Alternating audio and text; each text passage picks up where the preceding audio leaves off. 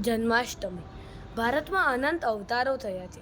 તેમાંના એક અવતાર એટલે કે શ્રી કૃષ્ણ. શ્રી કૃષ્ણનો જન્મ શ્રાવણ વદ આઠમ મથુરાની જેલમાં થયો હતો.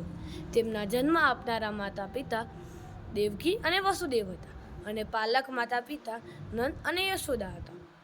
જો સૃષ્ટિ ચલાવવાવાળા ભગવાન મનુષ્ય અવતાર લઈને આ જગતમાં આવે તો તે શા માટે આવે? તે મનુષ્યને જીવન સમજાવવા માટે આવે. મનુષ્યના 5 ઓરડા છે: માનસશાસ્ત્ર, સમાજશાસ્ત્ર, અર્થશાસ્ત્ર, રાજ્યશાસનશાસ્ત્ર અને તત્વજ્ઞાન. આ બધા જ ઓરડા ભગવાને પ્રકાશિત કર્યા છે. માનવનો વિકાસ, માનવનો ઉદ્ધાર, માનવનું જીવન, માનવનો ભાવ, માનવનું ભગવાન પાસે જવું અને મળવું, આ જે રસ્તો છે તે નિશ્ચિત કરવા જ ભગવાનનો કૃષ્ણનો અવતાર છે. જેના છોકરાઓ પ્રભાવી નથી હોતા તેની માએ રડવું જ પડે છે. કૃષ્ણ નામ ઉચ્ચારતા જ મને વિચાર આવે છે કે આપણે તેને ન્યાય આપ્યો છે? આપણે તેના વિચારો ઝીલ્યા છે? કૃષ્ણને સમજવાનો આપણે પ્રયત્ન કર્યો છે? કૃષ્ણનો અવતાર શા માટે આવ્યો હતો? શું અવતાર સમજાવવા માટે આવે છે? આપણે કૃષ્ણના પૂજા કરવા માટે અધિકારી છીએ? અરે, આપણે કૃષ્ણનું નામ લેવાના પણ અધિકારી છીએ. કૃષ્ણ ભગવાનના ચરિત્રમાં 4 પાસા છે. પહેલું પાસું, કૃષ્ણ ભગવાન એ પ્રેમના પ્રતીક છે. જન્મ્યા ત્યારથી દેહોત્સર્ગ સુધી તેમણે બધાને પ્રેમ આપ્યો છે, બીજું કંઈ નહીં. બીજું પાસું, કૃષ્ણ ભગવાન એ રાજનીતિજ્ઞ છે.